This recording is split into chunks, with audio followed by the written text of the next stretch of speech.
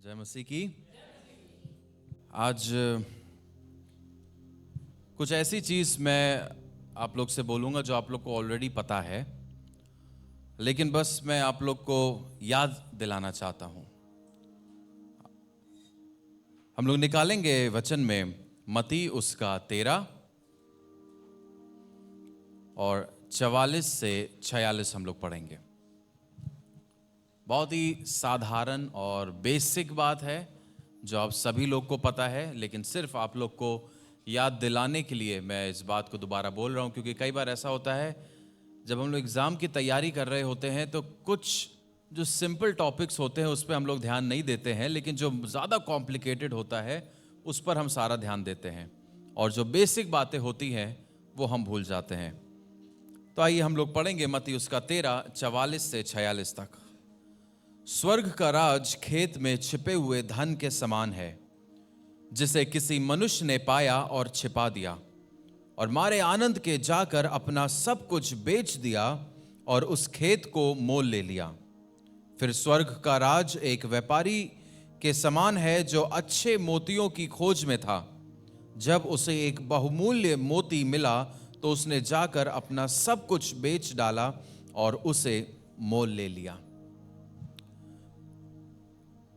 अगर हम इंग्लिश में इसको एक विषय दें तो वो विषय होगा गिविंग अप फॉर हेवन, और हिंदी में यदि मैं आप लोग को बताऊं तो आज का विषय है स्वर्ग के लिए त्याग। इस खजाने को जब उस व्यापारी को मिला, जब उसको वो मोती मिला, उसके पास जो कुछ था उसने त्याग दिया, उसने बेच दिया, उसने दे दिया। उसे पता चल गया कि जो चीज उसको मिली है वो उससे कई ज्यादा बहुमूल्य है जो उसके पास पहले से है। आप उन दिनों के बारे में सोचिए जब आपने यीशु मसीह को अपना उद्धारकर्ता ग्रहण किया था। कितना जोश और जुनून हम में रहता था, कुछ भी कर जाएंगे प्रभु के लिए, कुछ भी करने के लिए हम लोग तैयार रहते थे। लेकिन जैसे जैसे समय बीतता गया, साल बीतते गए, अब हमारा सवाल होता है कि वचन में ऐसा कहां लिखा है। यदि आप किसी को कुछ बताएं तो वो आपसे पूछेंगे वचन में ऐसा कहां लिखा है। एक बार काफी समय पहले की बात है, एक जन का मेरे पास मैसेज आया और मुझसे उन्होंने बोला हैप्पी होली। मैंने कहा नो होली, बी होली। तो उन्होंने मुझसे कहा कहां लिखा है वचन में कि होली ना मनाओ। मैं मसीहों की बात बता रहा हूं। तो ऐसी बहुत सी चीजें हैं जो हम प्रतिदिन अपने जीवनों में करते हैं, जो शायद कहीं ना कहीं हम समझौता कर रहे हैं, लेकिन जब आप उनको बताएंगे वो आप कहेंगे वचन में ऐसा कहां लिखा है। एक बहुत ही सिंपल, अभी कुछ समय पहले कुछ लोग मिले थे, आपस में चर्चा हो रही थी और उसी में से एक सवाल निकल के आता है। अक्सर बहुत साधारण एक आम सवाल है। लोग कहते हैं वचन में कहां लिखा है कि मत पियो। ये लिखा है पियक्कड़ मत बनो, लेकिन ये कहां लिखा है मत पियो। कुछ लोग कहते हैं वचन में कहां लिखा है कि धूम्रपान मत करो। वचन में कहां लिखा है कि मूवीज मत देखो। मेरा सवाल आपसे यह है, चलिए भले ही वचन में ना लिखा हो, लेकिन क्या आप उस खजाने के लिए जो आपको मिला है, आप उसके लिए इन बातों को छोड़ नहीं सकते? क्या जो स्वर्ग के लिए आप इन चीजों को त्याग नहीं सकते? Can't you give it up for heaven? एक छोटा सा उदाहरण मैं देना चाहूंगा। हमारी कलीसिया का ही एक जवान बच्चा है और अभी उसकी इंटर्नशिप चल रही है, और एक बड़े होटल में उसको इंटर्नशिप करने का मौका मिला, एक 7 स्टार होटल। और मुझे आज ही पता लगा इस बात का, तो मैंने सोचा आप लोग से भी साझा करूं। और एक बहुत बड़ा होटल था, वहां पे काम करने का मौका मिला। लेकिन हमारी संस्कृति में एक चीज मानी जाती है जिसका अर्थ है अतिथि देवो भव। मतलब जो मेहमान है वो भगवान समान है, लेकिन परमेश्वर एक ही है, परमेश्वर के समान और कोई नहीं है। तो उस बच्ची को भी ये बात पता थी और उसको ये बताया गया कि ये तुम्हारे काम का हिस्सा होगा कि जब कोई मेहमान आएगा तो तुम्हें उस मेहमान की आरती उतारनी है, तुम्हें माला पहनाना है, तुम्हें ये सब चीज़ें करनी है। तो उस बच्ची ने बोला कि मैं परमेश्वर के अलावा और किसी के सम्मुख नहीं झुक सकती। और उस व्यक्ति ने ऐसा कदम उठाया और परमेश्वर को उसने आदर किया। और मैं आपसे कहना चाहता हूं, यदि आप परमेश्वर को जब आप आदर करते हैं, जब आप स्वर्ग के लिए उन चीजों को छोड़ देते हैं या बाकी की चीजें आपके लिए कम महत्व रखती हैं, तो परमेश्वर जरूर से आपको आदर करेगा। ऐसे में कोई भी व्यक्ति कह सकता था, अरे मेरे भविष्य का सवाल है, मेरी नौकरी का सवाल है, अरे कर लेते हैं, मन में थोड़ी मान रहे हैं, कर लेते हैं, क्या जा रहा है। मैं आपसे कहना चाहता हूं, स्वर्ग देख रहा है कि आप स्वर्ग के लिए क्या त्यागने को तैयार हैं। आप क्या स्वर्ग के लिए छोड़ सकते हैं, यह स्वर्ग देखना चाहता है। मत्ती 16 का 24 हम लोग पढ़ेंगे। उसमें लिखा है, तब यीशु ने अपने चेलों से कहा, यदि कोई मेरे पीछे आना चाहे तो अपने आप का इनकार करे और अपना क्रूस उठाए और मेरे पीछे हो ले। हम अपना इनकार नहीं कर पाते। हम मसीह के पीछे तो जाना चाहते हैं ताकि मसीह से हमें आशीषें मिल जाएं, लेकिन हम अपना इनकार नहीं करना चाहते। खुद का इनकार करने का क्या अर्थ है? खुद का इनकार करने का अर्थ यह है, यदि आपको स्वर्ग या परमेश्वर के खातिर कोई चीजों को त्यागना पड़ रहा है, वो चीजें जो आपको बहुत पसंद है, जो चीजें जिसकी आपकी इच्छाएं हैं, जो यदि वो आपको त्यागनी पड़ रही है, उसे कहते हैं स्वयं का इनकार करना। यदि आपको जलील भी होना पड़े यीशु के लिए, उसे कहते हैं स्वयं का इनकार करना। क्या इस हद तक हम जाके यीशु के पीछे चलने के लिए तैयार हैं? कई बार हम मसीह के पीछे भी किसी ना किसी उद्देश्य के साथ आते हैं। कई बार हम कलीसिया में भी किसी ना किसी उद्देश्य के साथ आते हैं। मैं बताना चाहता हूं, कुछ लोग शायद इस कलीसिया में ऐसे होंगे जिन्हें बड़ा गर्व महसूस होता है कि इस कलीसिया में आईएएस और आईपीएस आते हैं। जरूर गर्व की बात है, मगर मैं आपसे कहना चाहता हूं, आप इस बात पे गर्व ना करें। अगर आपको गर्व करना है तो इस बात पे गर्व करें कि इस कलीसिया में परमेश्वर का शुद्ध और बिना मिलावट का वचन प्रचार किया जाता है। अगर आपको गर्व करना है तो इस बात पे गर्व करें कि इस कलीसिया में जो प्रार्थनाएं करी जाती हैं, परमेश्वर उसका उत्तर देता है। इन बातों पे आप गर्व करें। ये गर्व ना करें कि यहां धनी लोग आते हैं या कैसे लोग आते हैं। गर्व करना है तो इस बात पे करें कि परमेश्वर इस कलीसिया में मौजूद है। किस उद्देश्य से हम इस कलीसिया से आते हैं? हो सकता है कुछ लोग इसलिए आते होंगे क्योंकि ये कलीसिया उनके घर के करीब है। कुछ लोग इसलिए आते होंगे क्योंकि आपको सूट करती होगी। कुछ लोग शायद इसलिए आते हो क्योंकि हर रविवार रिफ्रेशमेंट भी मिलता है सभा के बाद। मैं नहीं जानता आपका उद्देश्य क्या है इस कलीसिया आने का। कई लोग हैं जो चुनते हैं कि उनको किस कलीसिया में जाना है। कुछ लोग कहते हैं मैं उस कलीसिया में जाऊंगा, वो बड़ी है ज्यादा, वहां जाऊंगा। कुछ कहते हैं मैं उस कलीसिया में जाऊंगा, वहां ज्यादा पैसे वाले लोग आते हैं। मैं उस कलीसिया में जाऊंगा क्योंकि वहां मुझे आदर मिलता है। अरे क्या आप ये सारी चीजें त्याग नहीं सकते? अपना आदर, अपना फायदा, अपना लाभ त्याग नहीं सकते? क्या हम वहां नहीं जा सकते? हम उस कलीसिया नहीं जा सकते जहां परमेश्वर चाहते हैं कि हम जाएं? जिस कलीसिया में परमेश्वर ने आपको रखा है, क्या हम वहां नहीं बने रह सकते? याद करिए वो पल जब प्रभु को हमने ग्रहण किया था, क्या जुनून था। अभी एक बहुत आम सवाल उठता है, अरे पास्टर जी, ये जो विदेश हैं वहां पे तो सब लोग पीते हैं, वहां तो ठंड भी होती है, वहां के तो पास्टर्स भी पीते होंगे, और वहां के पास्टर्स तो तलाक भी करते हैं, फिर दोबारा शादी भी कर लेते हैं। आप पास्टर के पीछे चलने के लिए बुलाए गए हैं या यीशु मसीह के पीछे चलने के लिए बुलाए गए हैं? क्यों पास्टर से सीखना? यीशु मसीह से सीखिए, यीशु मसीह के पीछे चलिए। जो वचन से पास्टर सिखा रहा है जरूर से उसको सीखिए, मगर यीशु मसीह का अनुयायी बनना है हमें। या तो उस पास्टर का भी जीवन ऐसा हो जैसा पौलुस का था, और जैसे पौलुस ने कहा कि जैसे मैं मसीह का अनुसरण करता हूं तुम भी मेरा अनुसरण करो, तब आप करिए जरूर से अनुसरण, अन्यथा आप यीशु मसीह का अनुसरण करिए, यीशु मसीह से सीखें। देखिए हम पास्टर्स लोग, हम लोग गलतियां कर सकते हैं, हम लोग भी उसी मिट्टी से बने हैं जिससे आप लोग बने हैं, हम लोग गलतियां कर सकते हैं, लेकिन यीशु मसीह कभी कोई गलती नहीं करता। यदि आप यीशु के पीछे चलेंगे तो आप ठोकर नहीं खाएंगे, किसी मनुष्य के पीछे चलेंगे तो जरूर ठोकर खा सकते हैं। यीशु से सीखें हम लोग, यीशु से सीखें, वो यीशु जिसने परमेश्वर के स्वरूप में होकर भी परमेश्वर के तुल्य होने को अपने वश में रखने की वस्तु ना समझा। फिलिपियों 2 उसका 6 से 8।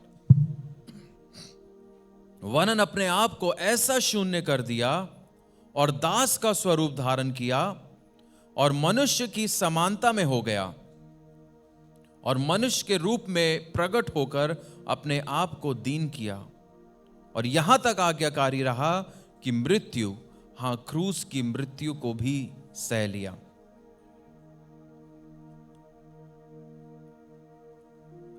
अभी पिछली सभा में पास्टर महेंद्र ने एक बड़ा सामर्थी संदेश प्रचार किया था यीशु मसीह के बलिदान के ऊपर, किस प्रकार से हमें जीवन देने के लिए यीशु मसीह ने खुद मृत्यु को सह लिया। यीशु मसीह ने अपना सब कुछ दे दिया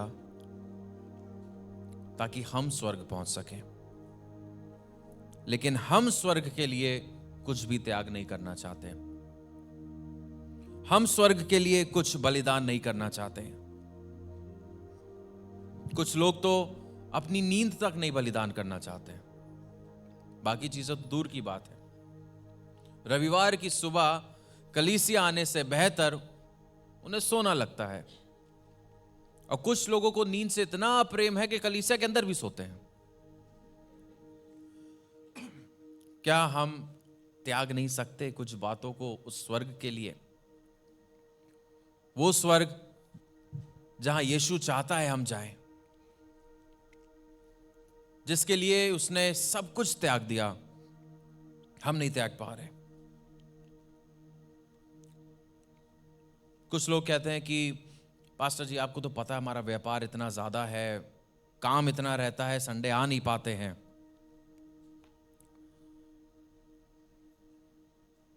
पौलुस कहता है कि उसने अपनी सभी काबिलियत को, सभी अचीवमेंट्स को, सभी चीजों को व्यर्थ समझा, कूड़ा समझा। मैं बताना चाहता हूं, जब मैं राजनीति में था तो मुझे खुद पर बड़ा घमंड था और बहुत ही थोड़े समय में मैं अपने शहर में काफ़ी प्रसिद्ध हो गया था, और उस वक्त की जो रूलिंग पार्टी थी उसके सभी विधायक, पार्षद, सब लोग मुझे जानते थे, और शहर में काफ़ी नेता मंत्री थे जो मुझे जानते थे, और मुझे बड़ा घमंड होता था। और यहाँ मॉल एवेन्यू के पास VVIP गेस्ट हाउस है, वहाँ पे भी मैं आया था, बड़ा अच्छा लगता था, मुझे लगता था बड़ी सामर्थ है और किसी से भी कुछ भी बोल सकते थे। इन्हीं बातों पर मेरा घमंड था, और कई बार ऐसा भी हुआ, और घमंड बढ़ाने वाली चीज़ें भी हो जाती थी। देखिए, जब कोई चीज़ आपको अच्छी लगती है तो शत्रु भी आपको उन्हीं चीज़ों से भरता है कि आप और ज़्यादा उसी में बढ़ते चले जाएं। जब लोग मिलते थे जिनसे मैं पहले कभी नहीं मिला, वो कभी मुलाकात होती थी, वो कहते रहे आपके बारे में बड़ा सुना है, तो और मैं चौड़ा हो जाता था और बड़ा घमंड से भर जाता था।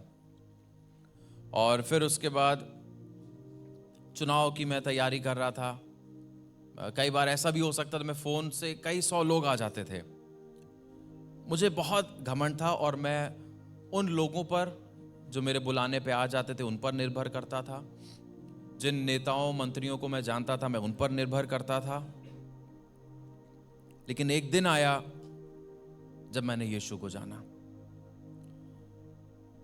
और इन सभी बातों से मेरी रुचि खत्म हो गई, इन सभी बातों को मैंने कूड़ा समझा। और कुछ लोगों ने मुझसे ये भी कहा कि अरे प्रभु में आ गए, ठीक है, पास्टर बन गए, ठीक है, राजनीति क्यों छोड़ दी?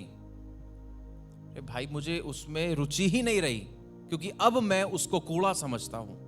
यही पौलुस कहता है फिलिपियो 3 उसके 7 से 9 में, परंतु जो जो बातें मेरे लाभ की थीं, उन्हीं को मैंने मसीह के कारण हानि समझ लिया है। वरन मैं अपने प्रभु मसीह यीशु की पहचान की उत्तमता के कारण सब बातों को हानि समझता हूं, जिसके कारण मैंने सब वस्तुओं की हानि उठाई और उन्हें कूड़ा समझता हूं, जिससे मैं मसीह को प्राप्त करूं और उसमें पाया जाऊं, ना कि अपनी उस धार्मिकता के साथ जो व्यवस्था से है, वरन उस धार्मिकता के साथ जो मसीह पर विश्वास करने के कारण और परमेश्वर की ओर से विश्वास करने पर मिलती है। एक बार आप उसकी धुन में लग जाइए, बाकी सारी चीजें आपको कूड़ा लगेंगी। कितनी ऐसी गवाहियां हैं जब बड़े बड़े साइंटिस्ट ने, डॉक्टर्स ने अपने अपनी जॉब्स को छोड़कर मसीह की सेवा में आ गए।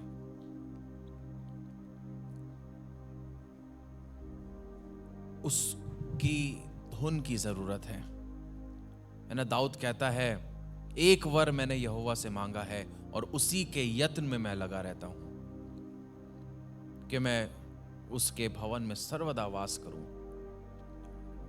क्या आप ऐसा एक यत्न मांग सकते हैं कि मैं उसकी उपस्थिति में बना रहूं?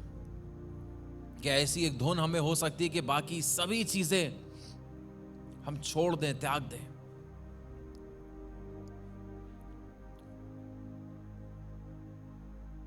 यीशु कहता है मत्ती उसके 19 के 21 में, यीशु ने उससे कहा, यदि तू सिद्ध होना चाहता है तो जा, अपना माल बेचकर कंगालों को दे और तुझे स्वर्ग में धन मिलेगा, और आकर मेरे पीछे हो ले। ये उस वक्त की बात है जब एक धनी, एक जवान व्यक्ति आता है यीशु के पास और कहता है, मुझे तेरे पीछे चलना है, मैं क्या करूं? यीशु कहता है, जाके अपना सब कुछ धन त्याग दे और मेरे पीछे हो ले। और इसके बाद क्या होता है, कौन बता सकता है? उदास होकर चला जाता है, क्योंकि उसके पास बहुत कुछ होता है। वो सोचता, मैं कैसे ये सब त्याग दूं? वो उन चीजों को ज्यादा महत्व देता है।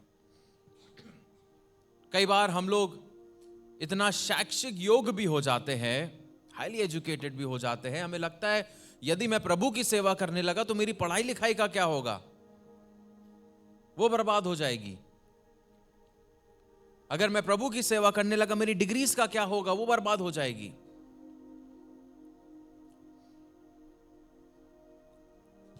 आज स्वर्ग देखना चाहता है, आप उसके लिए क्या त्याग सकते हैं?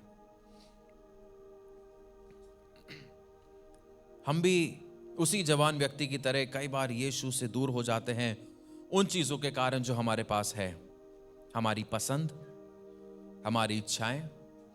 कई बार हमें कुछ चीजें ऐसी पसंद होती हैं जो हमें पता है यदि हम यीशु मसीह में आए तो हमें उन चीजों को छोड़ना पड़ेगा, लेकिन इतनी ज्यादा हमें वो चीजें पसंद, इतना ज्यादा हमें वो सब करना पसंद है कि हम उस वजह से यीशु में नहीं आते, ताकि हम कुछ समय और उन चीजों का आनंद उठा लें। कई बार हमारी नौकरियां, हमारा व्यापार, मैं ये नहीं कह रहा कि आप अपनी नौकरी को छोड़िए या व्यापार को छोड़िए, लेकिन उनको आप यीशु मसीह से ज्यादा महत्व मत दीजिए। यीशु मसीह ये नहीं कहता कि यदि मेरे पीछे आओ तो अपना सब बेच दो, लेकिन वो ये कहता है कि मुझसे ज्यादा महत्व किसी और को मत दो। वो चाहता है आपकी उन्नति चाहता है वो, लेकिन जब हम उन्नति के पीछे भागते हैं और यीशु को पीछे कर देते हैं, वो गलत बात है। और जब हम यीशु के पीछे भागेंगे तो उन्नति हमारे पीछे भागेगी। लेकिन तभी वचन में लिखा है, यदि तुम इस वचन पर, ये तुम्हारे चित्त पर लगी रहे, जब इसका हम पालन करते हैं, इसके अनुसार हम चलते हैं, इसकी आज्ञा मानते हैं, तो हम जो कुछ भी करेंगे उसमें सफल होंगे। समझौता मत करिए, किसी भी चीज को यीशु से ज्यादा महत्व मत दीजिए। कुछ लोग रविवार को कलीसिया नहीं आ पाते हैं क्योंकि रविवार को उनको नौकरी पे जाना पड़ता है। वो कहते हैं पास्टर जी अगर संडे को जॉब पे नहीं जाएंगे तो जॉब चली जाएगी, आप जाने दीजिए। अगर यीशु की वजह से आपकी नौकरी जा रही है तो वो आपको एक बेहतर नौकरी देगा। आप उस पर भरोसा करिए, उस पर विश्वास करिए। यीशु ने कहा अपना सब कुछ तुम स्वर्ग के लिए दे दो और तुम्हें स्वर्ग में खजाना मिलेगा, जो हमने पढ़ा उसमें लिखा है।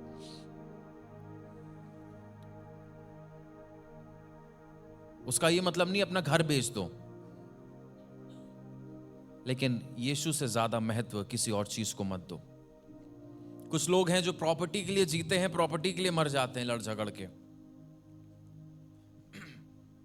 यदि आप स्वर्ग जा पाए तो उससे ज्यादा जरूरी बात आपके जीवन में कुछ नहीं है। यीशु ने वादा किया यूहन्ना 14 में, यदि हम देखते हैं, वो कहता है मैं जाता हूं और जाके तुम्हारे लिए एक स्थान तैयार करता हूं ताकि जहां पर मैं हूं वहां तुम भी रह सको।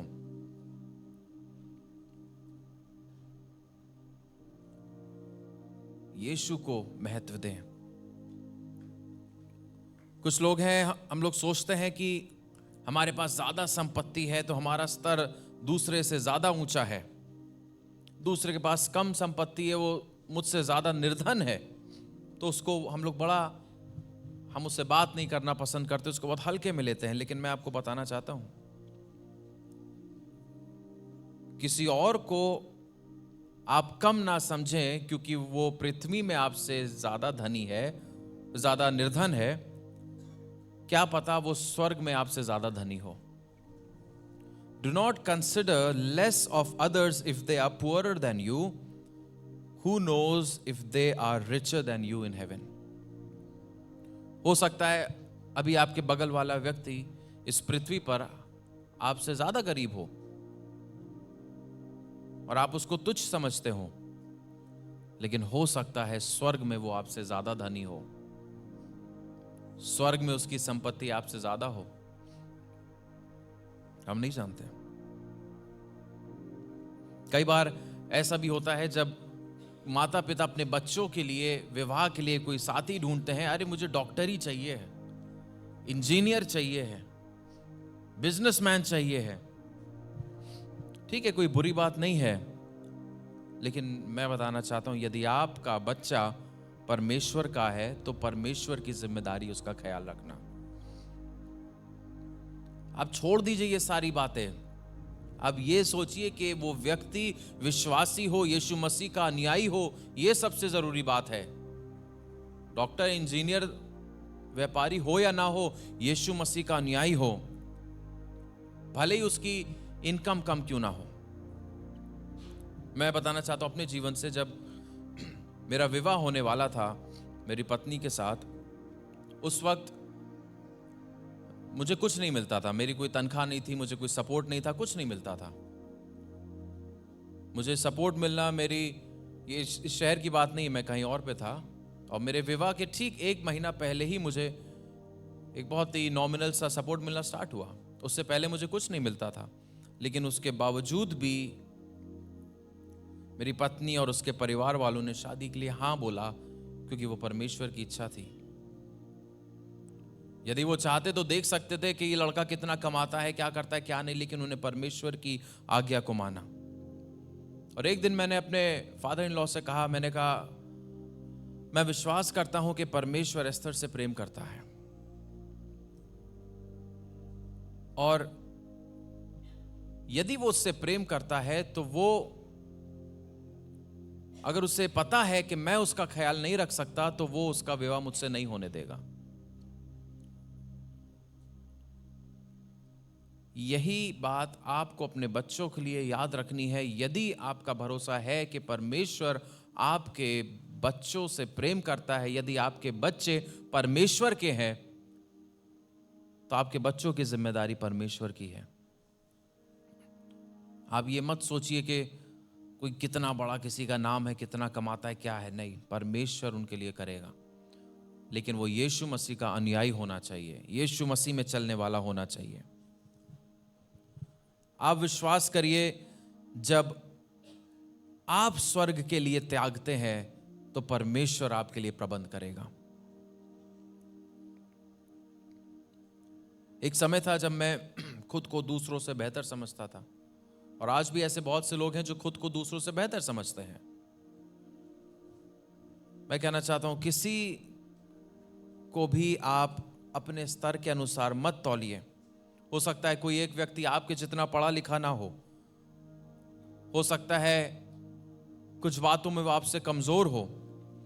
किसी पर कठोर मत बनिए, किसी पर कठोर मत होइए। कुछ लोग दोस्ती करते हैं इसीलिए ताकि उनको किसी से कुछ लाभ मिल जाए, इसलिए वो लोगों को देखकर उनसे दोस्ती करते हैं। मत करिए ऐसा। कुछ लोग खुद में इतना खुद की नजरों में इतनी खुद की वो होता है। ऐसे कई मैंने मामले देखे हैं जब किसी के पास अगर शादी का आमंत्रण का कार्ड नहीं गया तो कहते हैं हम नहीं जाएंगे। अगर फोन पे किसी ने बुलाया है और कार्ड नहीं पहुंचा है, वो कहेंगे मैं नहीं जाऊंगा, कार्ड नहीं दिया। इतना अहंकार किस बात का? छोड़ दीजिए अहंकार, छोड़ दीजिए ये सारी बातें स्वर्ग के लिए। फिलिपियोस के 2 अध्याय में और 3 से 4 में लिखा है, विरोध या झूठी बड़ाई के लिए कुछ ना करो, पर दीनता से एक दूसरे को अपने से अच्छा समझो। हर एक अपने ही हित की नहीं वरन दूसरों के हित की भी चिंता करें। जैसा मसीह यीशु का स्वभाव था वैसा ही तुम्हारा भी स्वभाव हो, पर दीनता से एक दूसरे को अपने से अच्छा समझो। आप पड़ोसी से बोलिए, आप मुझसे अच्छे हैं। दिल से बोलिएगा।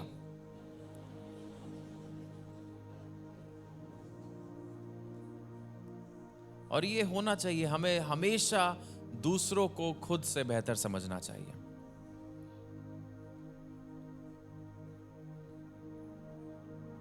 रोमियोस के 14 के 19 में लिखा है, इसलिए हम उन बातों में लगे रहें जिनसे मेल मिलाप और एक दूसरे का सुधार हो।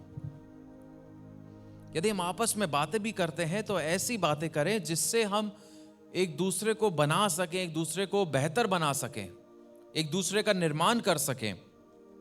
और यह तभी हो पाएगा जब आप एक दूसरे इंसान को खुद से कम नहीं समझेंगे। भाई, आप किसी को खुद से कम समझते तो आप उससे बात ही नहीं करेंगे, लेकिन जब आप समझेंगे वो आपसे बेहतर है तब आप उससे बातें करेंगे। आप चाहेंगे कि आप दोनों में मेल मिलाप बना रहे, आप दोनों एक साथ बढ़ते रहें।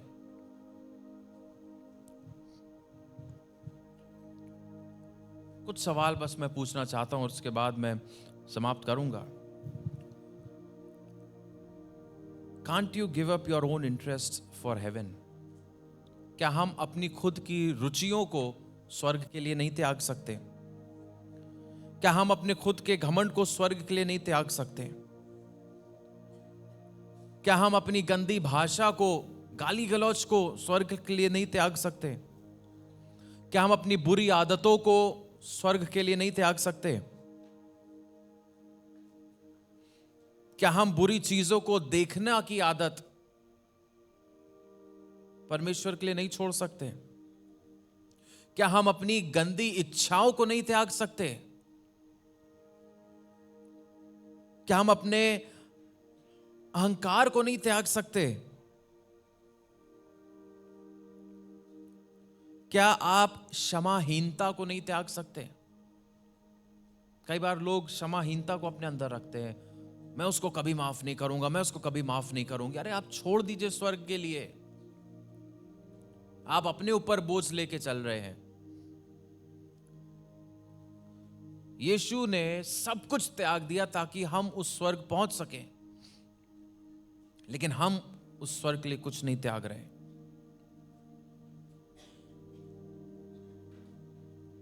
क्या हम अशुद्धता को अपने जीवन में नहीं त्याग सकते? क्या अपने क्रोध को हम नहीं त्याग सकते अपने जीवन में?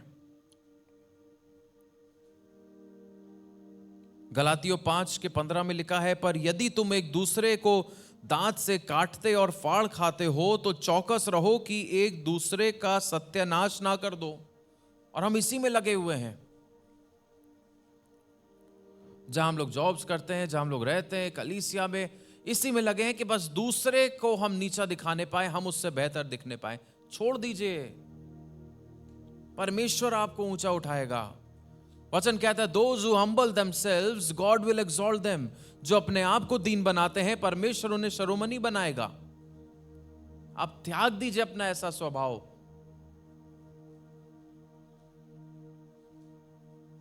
हर एक कड़वाहट को छोड़ दीजिए। पुराना लड़ाई झगड़ा सालों से चला आ रहा है, छोड़ दीजिए। कई ऐसे परिवार हैं, रिश्तेदारी हैं जिसमें सालों से झगड़ा चला आ रहा है, छोड़ दीजिए, त्याग दीजिए। दीन बन के आप फिर से सलाह करिए, सुलह करिए। क्यों? आप अपने लाभ के लिए नहीं कर रहे हैं, आप स्वर्ग के लिए कर रहे हैं। स्वर्ग में जो विराजमान परमेश्वर है, आप उसके लिए कर रहे हैं। छोड़ दीजिए पुरानी लड़ाइयां, छोड़ दीजिए पुराने झगड़े, छोड़ दीजिए हृदय की कठोरता, छोड़ दीजिए वो कड़वापन।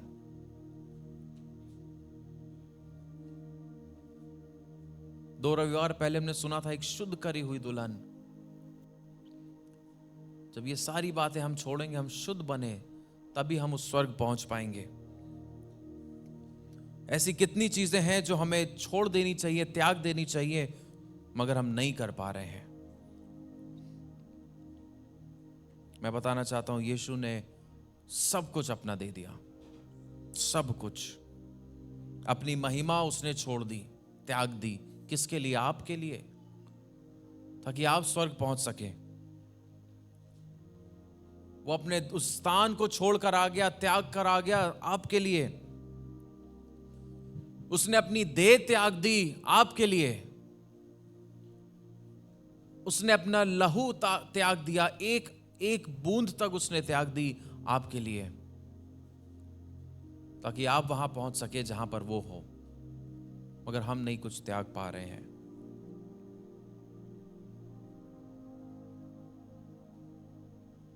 उसने ये सब कुछ त्यागा ताकि जब हम उसके लिए कुछ त्यागें तो वो व्यर्थ ना जाए। वो कभी आपके किसी भी त्याग को व्यर्थ नहीं जाने देगा। आप उसके लिए त्याग के तो देखिए। हम स्वर्ग हमें देख रहा है, एक गवाहों का बादल हमें देख रहा है कि हम क्या त्याग सकते हैं। इब्राहिम को हम जानते हैं ना, विश्वास का पिता। उसने सब त्याग दिया ताकि वो उस वायदे के स्थान पर पहुंच सके। आज हम क्या त्यागेंगे ताकि हम अपने वायदे के स्थान पर पहुंच सकें? कितने लोग चाहते हैं कि आप उस वायदे के स्थान तक पहुंचे? जो लोग फैसला लेते हैं कि हां, आपको स्वर्ग के लिए कुछ त्यागना है, आप अपने स्थानों पर खड़े हो सकते हैं। केवल वो जिनके जीवनों में ऐसी बातें हैं जिन्हें आप वाकई में त्यागना चाहते हैं, ताकि आप स्वर्ग पहुंचने लायक बन सकें।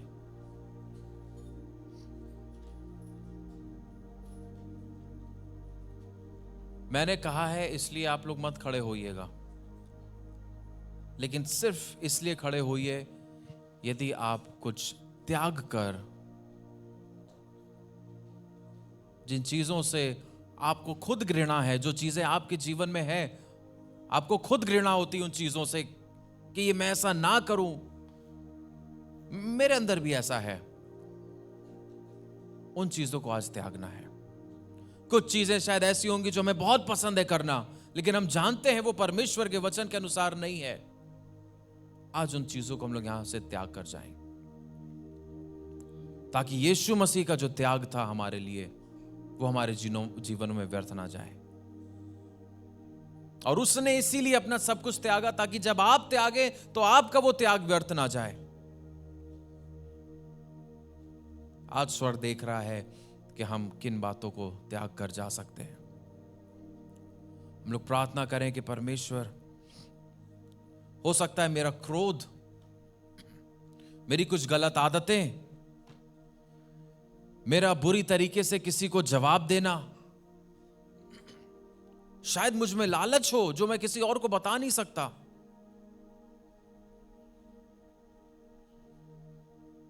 इन बातों को हम त्यागें। हम जांचें, अपने आप को जांचें, अपनी आंखों को बंद करके एक बार अपने अंदर हम खोज के देखें कि वो क्या बातें हैं जो हमें त्यागने की जरूरत है। शायद मैं अपनी आंखों से कुछ देखना पसंद करता हूं, वो त्यागना है।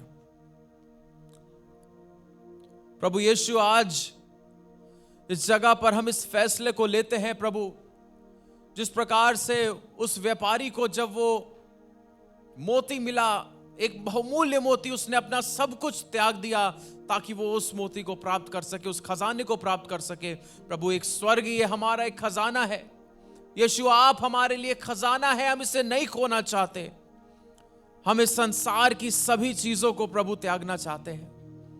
हम किसी भी चीज को आपसे ज्यादा महत्व ना दें, चाहे हमारी नौकरी हो, हमारा व्यापार हो, हमारा परिवार हो, कुछ भी हो, हम आपसे ज्यादा महत्व किसी चीज को नहीं देना चाहते। प्रभु हमारी सहायता करिए। यदि हमारे शब्दों में कुछ ऐसी बातें हैं जो आपको नहीं पसंद, यदि हम गाली बकते हैं, प्रभु हमें नियंत्रित करिए, हमारी मदद करिए। हम आज वो त्यागना चाहते हैं। यदि हम गंदा सोचते हैं बार बार, प्रभु हम उसे त्यागना चाहते हैं। यदि हम अपने मोबाइलों में कुछ कुछ गंदा देखते हैं, प्रभु हम उसे त्यागना चाहते हैं। हम इसलिए त्यागना चाहते हैं ताकि प्रभु हम इस लायक बन सके कि प्रभु हम आपके उस स्वर्ग में आपके उस साथ रह सके। प्रभु, जितने लोग वाकई में प्रभु यीशु के लिए कुछ त्यागना चाहते हैं, आप आगे आ जाइए, अब वेदी पर आ जाइए और इस विश्वास के साथ आइएगा कि जब आप वेदी पर आते हैं और यहां से जब आप वापस जाएंगे तो उन बातों को आप यहीं छोड़ कर जाएंगे। जो बातें आप त्यागना चाहते हैं वो इस वेदी पर छोड़ के जाइए। कुछ भी हो सकता है, आप जानते हैं, मैं नहीं जानता आपके जीवन में क्या है। आपका क्रोध हो सकता है आपको खुद को महत्वपूर्ण दिखाना अच्छा लगता हो, उसे भी त्याग दीजिए और आगे आ जाइए। इधर तक आ सकते, इधर भी जगह है।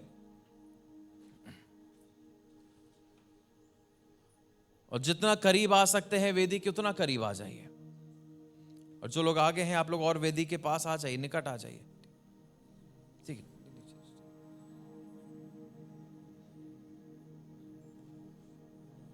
यह आपके और आपके परमेश्वर के बीच का समय है। आप जानते हैं आपको क्या त्यागना है और परमेश्वर जानता है आपको क्या त्यागना है। गंभीरता के साथ परमेश्वर के सम्मुख खुद को उंडेल दीजिए।